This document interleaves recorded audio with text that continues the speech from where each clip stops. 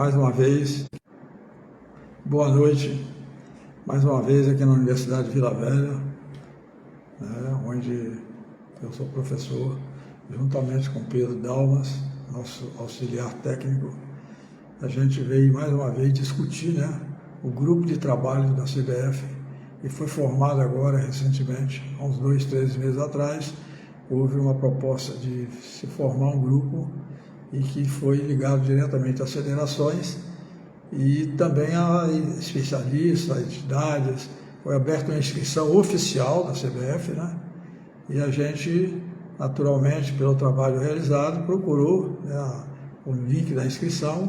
Fizemos inscrições em três níveis, da Universidade de Vila Velha, do Conselho Estadual de Esporte e do Capixaba Esporte Clube, um clube filiado à Federação de Futebol do Espírito Santo. Mantivemos um contato com o presidente da comissão, que é o presidente da Federação do Rio Grande do Norte, Dr. Felipe, e mostramos a nossa intenção de participar desse processo, porque seria importante para o trabalho que a gente já realiza há muito tempo, e ele incentivou a gente a participar e pediu que a gente fizesse as inscrições, que naturalmente seria o primeiro caminho para que a gente conseguisse entrar e participar desta comissão. Mandei o material tudo para ele, através do WhatsApp, falando sobre todo o trabalho realizado. Ele gostou muito, elogiou e falou que naturalmente seria aproveitado na comissão. Mas, depois de alguns dias, a CBF instituiu essa comissão através das pessoas inscritas e, infelizmente, a gente aqui do Espírito Santo, no meu nome, que eu não represento a minha pessoa, eu representaria a universidade, o conselho e o clube, mas pelo trabalho realizado, a gente ficou de fora dessa comissão. A CBF, ela, infelizmente, não colocou dentro dessa comissão, de 103 membros, nenhum representante do Espírito Santo. Só o presidente da federação é que se inscreveu. E a gente questionou de todas as maneiras, fizemos um contato de novo com ele falou que de fato estava difícil, porque não sei o quê, várias desculpas que não cabe a gente ficar falando aqui. A desculpa maior e a negativa maior é a Espírito Santo não está participando em nenhuma das comissões, e nenhum membro dos clubes capixaba. Aí também há uma necessidade de se falar que não houve interesse dos clubes, mas isso passa pelo presidente da federação. Se ele tivesse se interessado em mandar alguém. A federação tem um departamento de esporte amador e realiza campeonatos a partir da categoria de 11 anos. Isso nós vamos falar depois também, o porquê da realização desses campeonatos. E poderia ter enviado alguém da federação. Há um tempo atrás, 5 anos, nós tivemos aqui uma comissão que foi criada, um encontro que foi criado pela Federação de Futebol para discutir o futebol de base do Brasil. Teve a presença do atleta Mauro Silva, que hoje é dirigente da Federação Paulista, e ele vários outros, Próximo Paoli, vários outros membros fizeram algumas indicações, E a partir daí, eu com o meu trabalho, entreguei meu livro lá ao Mauro Silva, já falando que ele trabalhava com esse aspecto há 50 anos atrás. Ele levou para São Paulo, e a partir daí a Federação Paulista de Futebol começou a programar, a discutir, a regulamentar as competições da categoria de 11 e 13 anos. E a nossa federação, que nesse momento tinha feito esse encontro, até hoje, 5 anos depois, não mexeu em nenhum regulamento e começou a fazer campeonatos com criança de 11 e 13 anos em campos profissionais, em campos de futebol profissional.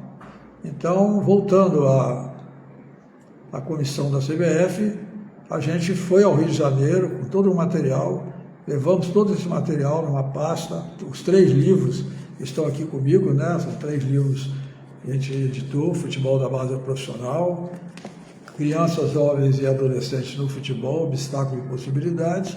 Aqui tem um pouco da minha história no esporte capixaba, envolvendo o futebol, e também uma pesquisa que nós fizemos há 2 anos ou 3 anos atrás, comparando o futebol capixaba com o futebol brasileiro e com o futebol mundial. esse material foi entregue, né, apesar de a gente não ter conseguido entrar na CBF, que é um muro, tem uma grade que você não consegue passar por lá de dentro, eu consegui entregar uma funcionária da CBF e ela passou esse material para a Mariana, que é chefe de gabinete do presidente Samir. E depois eu consegui o e-mail dela, nós fizemos várias colocações, várias chamadas, vários contatos, e ela não responde se esse material foi entregue, se vai ser usado e se vai participação. Então, essa comissão é muito importante, né, porque ela vai discutir a necessidade de se preocupar com a formação de atleta e principalmente pessoas em todos os níveis, tanto dentro do campo como fora do campo, com o futebol feminino, com o futebol masculino, que hoje é uma realidade, né? Nós temos aí esse ano a Copa do Mundo masculina a partir de junho, no ano que vem a Copa do Mundo feminina, e a gente tem que estar preocupado em tentar regularizar, né? E fazer um trabalho que discuta e que venha trazer uma luz, né? E que não seja feito como está sendo feito hoje, competições completamente sem cunho educativo, sem cunho formativo, e a gente tem que discutir isso há muito tempo. Esse trabalho já tem 50 anos, né?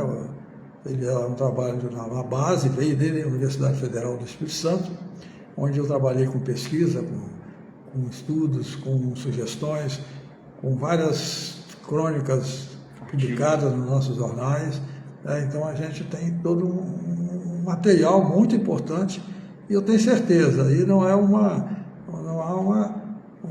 crítica nem nada. Desses 103 membros que vão fazer parte dessa comissão, poucas pessoas têm alguma coisa a apresentar. E para mim é uma grande tristeza, né? Depois desse trabalho todo realizado, não estar participando dessa comissão, não ser convidado, não conseguir me inscrever, e fiz contato com a Federação de Futebol logo que eu fiz a minha inscrição, solicitando aí no encontro para a gente discutir, né, talvez até daquela reunião que foi feita há 5 anos atrás, para que a gente levasse um material, né, que pudesse ajudar, né, a contribuir, a sugerir, né, na discussão que está sendo feita a partir dessa semana. A comissão já foi empossada e vai começar os trabalhos. Então a gente está ainda tentando de todas as maneiras participar desta comissão, muito difícil, né? Mas a gente sabe que isso é uma ação que a gente tem que conseguir fazer em função desse trabalho já realizado, com resultados muito bons, a gente tentar, né, ainda contribuir com essa formação desse documento que, de fato, né, eu espero que venha proteger as crianças, dar um rumo mais educativo, mais formativo, sem iniciação precoce, muitas cobranças dos pais, dos técnicos, dirigentes, né, da própria federação, né, que coloca isso oficialmente com regulamentos próprios, regulamentos quase que de uma Copa do Mundo.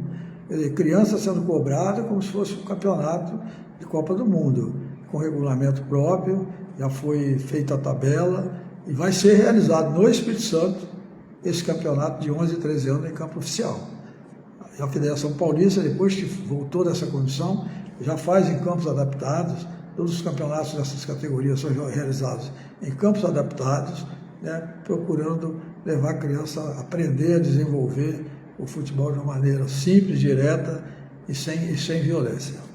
Eu me coloco aqui à disposição de vocês, das pessoas que têm aqui. Eu estou vendo aqui minha irmã Lígia Jonadá, que é minha cunhada, e o Alberto Arengue Oliveira, que está assistindo. E eu gostaria de saber a opinião de vocês também, e que se a gente pode, né, de fato, se vocês concordam com isso também, né, é importante que a gente, né, consiga levar isso à frente. A gente tem feito um trabalho muito grande no Instagram, no YouTube e no WhatsApp, né, cobrando isso. Eu faço parte do Conselho Estadual de Esporte. Nós vamos fazer, com os membros do Conselho, uma cobrança à federação para que ela explique, né, para ela que ela traga para a gente o porquê de fazer esses campeonatos em campos profissionais, né, com criança de 11, 12 e 13 anos. Então essa aqui é a proposta.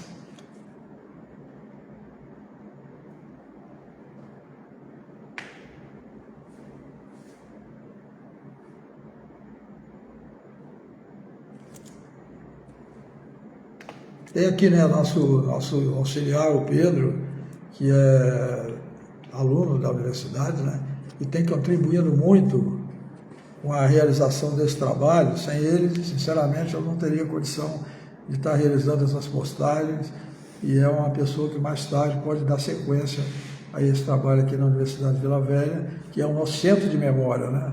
Nós temos aqui um centro de memória que resgata toda a história do futebol, do esporte capixaba, de atletismo a xadrez, né? Violência no esporte, esporte universitário, esporte para a terceira idade, esporte para deficientes, esporte escolar, que é de fato um dos grandes centros do esporte capixaba. Então, sobre essa questão aí, literatura não falta, né? Pesquisa científica, trabalho de campo. O que falta é aplicabilidade em relação a essa situação aí.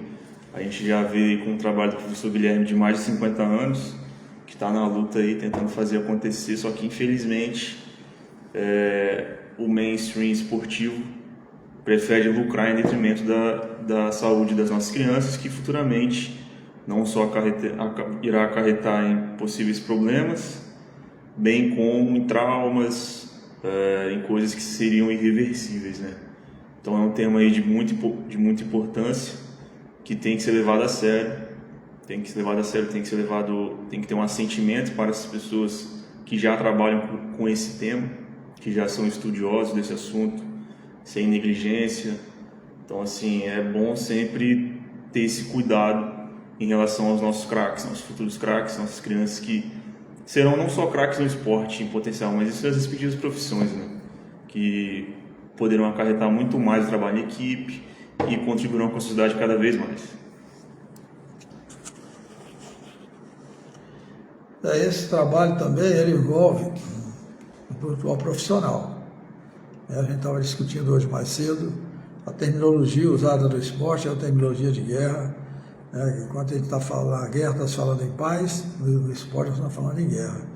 E também a preocupação, não só no futebol da criança que está jogando, os horários que ela frequenta os clubes, aos jogos, né, 10 horas da noite, toda semana, e entra em campo com seus atletas, né, que são referência, né, e todo mundo quer entrar com o seu filho, arrumar um momento dele entrar com o atleta do campo de futebol, mas isso não transforma em realidade, porque eles falam em paz, eles passam a mão na cabeça das crianças, abraça, beija, até seus próprios filhos, fazem cartazes, mas na hora que começa o jogo, começa uma guerra impressionante de contusões, de agressões, né?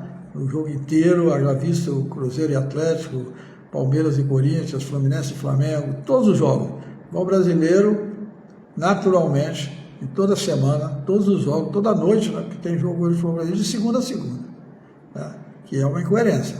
Agora está tendo uma campanha de um jogador de futebol que entrou na Justiça do Trabalho contra os horários da noite, jogar futebol a partir de 10 horas da noite. Ele está pedindo indenização. Quanto mais uma criança de 5, 6 anos, que é levada pelo seu pai para o campo de futebol, vai chegar em casa 2, 3 horas da manhã, porque depende de onde ele mora, e aí não tem condição nem de ir para a escola.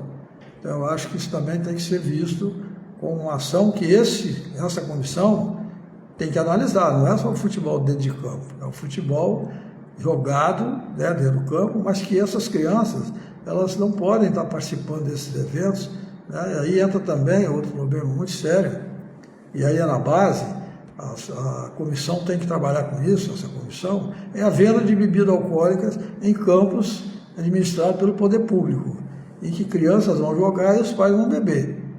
E a partir daí, a gente sabe que a violência, ela aumenta proporcional ao consumo de bebida alcoólica. Haja visto que quando você bebe, você não pode dirigir. Quando você bebe, você não pode estar dentro de um campo de esporte, numa área pública, que não precisa vender bebida alcoólica, e depois esses pais dessas crianças vão para casa, né, bêbados, e vão também até no trânsito, matar pessoas no trânsito, vão chegar em casa, vão bater em pessoas, em familiares, em parentes, vão quebrar vidraças em lojas, vão brigar lá fora, quer dizer, criando uma ação muito ruim, até para o poder público brasileiro, a saúde, que os PAs, os atendimentos dos hospitais, nos dias de jogos, eles aumentam uma proporção exagerada. Né? Você vê qual é o malefício que a bebida alcoólica, junto com as drogas, causa na ação depois do jogo. Não é só dentro do jogo, não é só dentro do estádio. Isso passa a ser uma ação de sequência até a sua casa, até onde ele pega, até o transporte coletivo, né, que ele pega, o carro que ele vai bater. Então eu acho que é muito bacana. E gostaria de ouvir a opinião de vocês, porque a gente quer discutir isso, né, com a comunidade, e que se vocês concordam com isso. Eu acho que é muito importante a gente continuar nessa campanha, né? E aí é isso que a gente está aqui fazendo agora, tá bom?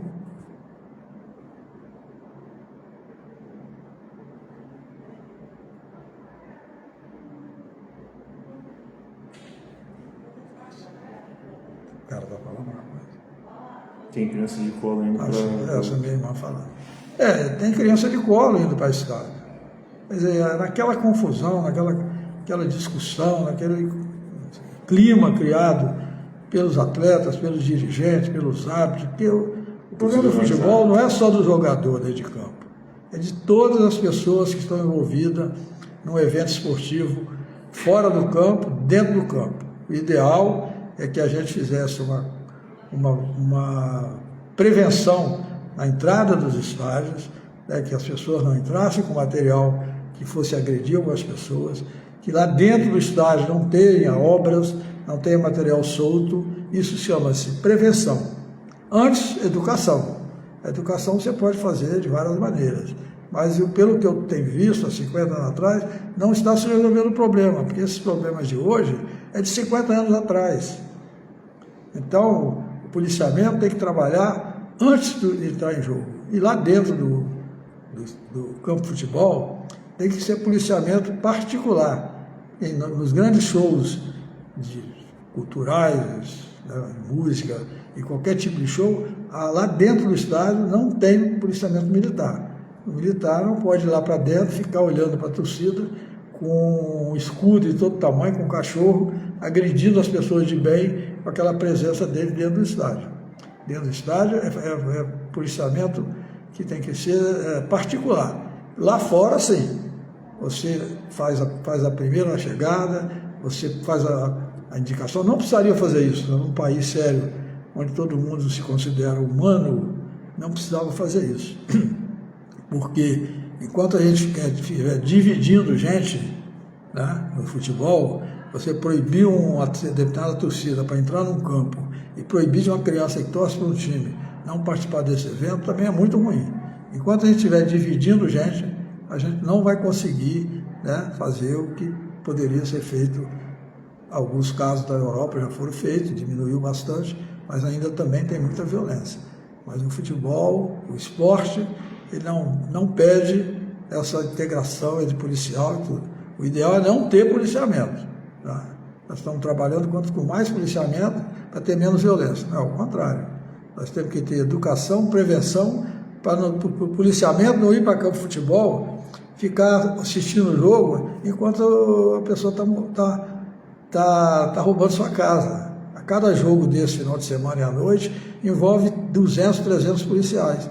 E nós não temos efetivo na polícia para isso. Então aí você descobre a sua casa, o seu bairro, para ir levar policiamento militar para dentro do estádio de futebol. Isso eu não concordo. Eu acho também que é uma posição que deve ser estudada, discutida, né, a nível de governo. Tá? Eu estava falando que a gente não resolve isso sozinho. Isso tem que fazer a partir do governo estadual, das prefeituras, dos secretários de esporte, né, que a gente discuta isso, né, que as escolinhas de futebol sigam a sequência natural. Nós temos aqui no estado 10 mil crianças fazendo esporte nessas escolinhas e jogando em campos profissionais, e cobrança exagerada, e bebida nos estádios que estão administrados pelas prefeituras. E daí isso aí tudo é muito ruim. Pai xingando o próprio filho. Aí tem. São Paulo já proibiu, por exemplo, há uns tempo atrás aí, a entrada dos pais. Isso é uma aberração. né? Como é que você pode proibir a entrada dos pais? Eles estão batendo, brigando, revólver, tiro e bebida. Então, é melhor não fazer a competição. O ideal é você, né, até 13 anos, você fazer competições educativas, formativas, não com regulamentos próprios, com medalhas, com troféus, para dizer que uma equipe é maior do que a outra. E dar oportunidade nesses regulamentos a todas as crianças participem igualmente, né, para que elas se transformem num ser, né, que vai trabalhar em todas as linhas do pensamento humano e não só no futebol. Então eu acho que isso aí é importante para a gente discutir e continuar, né, nessa, não vou dizer luta porque você já fala em briga, nessa campanha contra de fato a violência em todos os níveis no futebol brasileiro e em todos os esportes. Frear mais torcida organizada. Desculpa. Que um dos motivos do policiamento agressivo é porque a torcida organizada é muito soltinha. Naturalmente o policial ele não vai para a rua para bater em ninguém, ele só bate quando ele às vezes tem uns que extrapolam, né, policiais ruins que não estão preparados, mas a grande maioria ele vai para trabalhar, pô. Ele não pode ir para o campo de futebol, está até com dificuldade de saber se ele vai voltar para casa. O que está acontecendo é isso, né? Então isso é uma decisão de governo. Alguns países tomaram essas decisões, proibir venda de bebida alcoólica, proibir a entrada de material, qualquer tipo de material cortante. Então é um trabalho muito forte e passa da educação primeiro. Se você não conseguir através da educação, você tem que continuar fazendo a prevenção. E o ideal é você não punir. E quando tiver que punir aqueles que não aceitam as regras, é punir, né, com rigor para que ele não volte a fazer isso aí em todos os dias, em todos os jogos que ele participar. Tem torcida organizada que é banida, pode nem entrar mais em estádio. Tem gente hoje que nem consegue entrar, né? Isso é ruim, né? Porque tem as pessoas de bem estão sendo afastadas dos estádios por causa de bandido. E fora do estádio, isso não é ação de futebol, isso é ação da polícia militar, isso é ação das forças de segurança. Dentro do estádio, dentro do campo, agora, se eles também fizerem o que estão fazendo, Atlético Mineiro e Cruzeiro, os jogadores vão ser punidos só no campeonato do ano que vem. E talvez nem tenha esse campeonato, e talvez ele já não esteja nem mais nesse time para jogar, ele vai ser punido de jeito nenhum.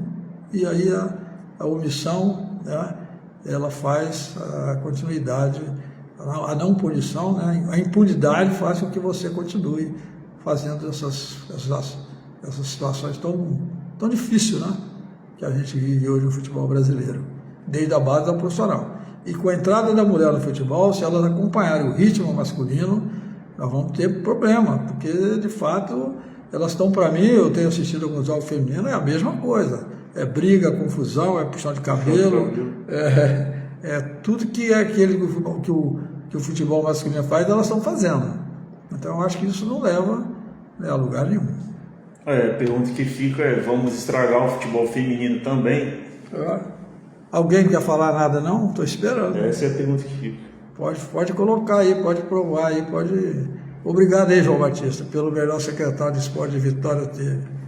Para mim é uma satisfação muito grande, né, ouvir uma pessoa falar sobre isso. Já tem quase 20 anos, né, 15 anos. Quando eu comecei lá em 2005 e terminei em 2010. Nós tentamos fazer tudo isso que a gente está falando aqui agora, há 15 anos atrás. Então, poxa, para mim é uma grande satisfação. Tá minha irmã Elígia, né, que é também uma estudiosa nesses assuntos. O João Batista, que eu não sei, né, qual é. O Zé Carlos Leal, né, poxa, muito bacana. O Alexandre Mendes, meu amigo, né, estive com ele essa semana. Então, é muito importante a gente poder continuar divulgando isso, né. Marta Tenor, lá da prefeitura, minha amiga da prefeitura, trabalhamos muito junto lá, né, Marta? Fazendo política lá de esporte. Nós tínhamos um secretário que foi presidente do Rio Branco e a gente trabalhou muito junto lá e tenho que agradecer a ela pela força, né, que a gente dava tricolor, né, Fluminense. Aqui tem flamenguista, já vi aqui tem outros torcedores, né, mas a gente quer que cada um tenha a sua equipe, tenha o seu clube para torcer mas que seja de uma maneira educativa, formativa, né? Sem ódio, sem ódio, sem vingança, sem duelo, sem confronto.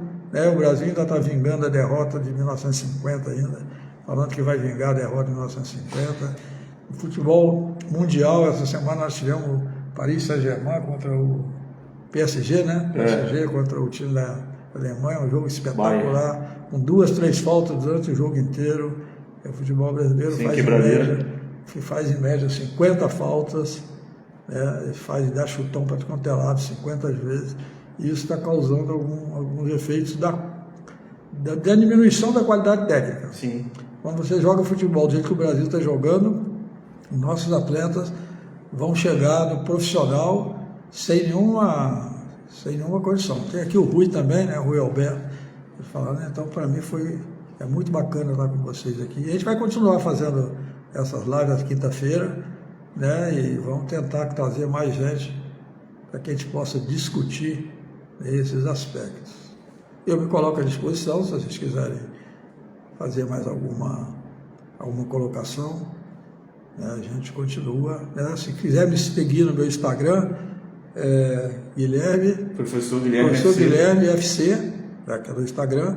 No Instagram vai ter um linkzinho do YouTube, né? Do YouTube, está sendo muito, muito bem visto, né? Tem Facebook, né? Que a gente tenta passar isso tudo. E continua ainda lutando para tentar chegar lá no Rio de Janeiro e não ser deixado de fora numa instituição do futebol, a Confederação Brasileira de Futebol, que você não pode nem entrar lá. Você não consegue entrar dentro da CBF. Tem uma grade, tem um muro, e infelizmente esse é o Brasil que a gente não quer, né? Porque eles parecem que são reis, estão lá dentro presos, e não parece que tem medo de falar com a comunidade, né? E a gente esteve lá e não foi atendido. Até hoje não recebemos nenhuma resposta. E principalmente a Federação de Futebol do Espírito Santo, que não dá resposta, que não dá nenhum, foi feito através de e-mail, foi feito através de protocolo, e todos os contatos possíveis, que eu faço isso há mais de sei quanto tempo com ele, para discutir isso. Agora a federação começou essa semana um processo da realização do futebol masculino de 11 e 13 anos em campo profissional, apesar de todas essas indicações contrárias a essa prática.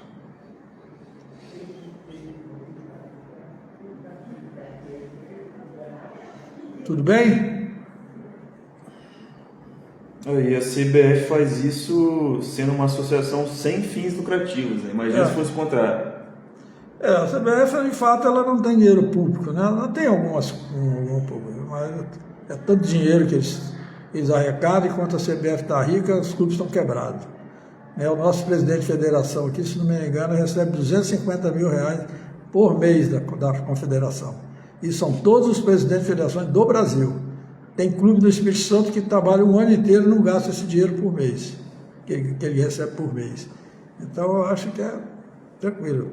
A CBF, nos últimos 5 anos, nos últimos mandatos, todos eles foram retirados por problemas financeiros e compra de voto, um monte de coisa que ninguém consegue explicar, né? E essa continuidade. Tá bom? Vou terminar aqui agora. Boa noite. Muito obrigado a todos. E a gente está sempre à disposição. Que alguém quer falar alguma coisa, pode apertar o botão aí e falar. Às vezes não concorda, né? Às vezes eu estou aqui colocando a minha posição, o meu trabalho, junto aqui com o Pedro, e às vezes vocês, tem coisas que vocês podem não concordar. E eu acho que é importante vocês colocarem isso ou aqui, ou no meu YouTube, ou no meu Instagram, né, que a gente vai continuar tentando levar isso aqui. Joana Dark, aquela lá de Além Paraíba, semana que vem, se Deus quiser, eu vou estar em Além Paraíba, para fazer uma visita aos familiares aí, tá bom? E Lígia, né, lá em São Paulo, precisamos dar uma passada lá, para conhecer lá o apartamento de São Paulo. Em dezembro eu vou a Guaracaxetuba participar do Campeonato Brasileiro de vôlei adaptado. Vai ser em dezembro lá em São Paulo. Então talvez a gente passe por aí, tá bom? Boa noite, muito obrigado. Até a próxima live, né? Até a próxima, se Deus quiser, quinta-feira que vem.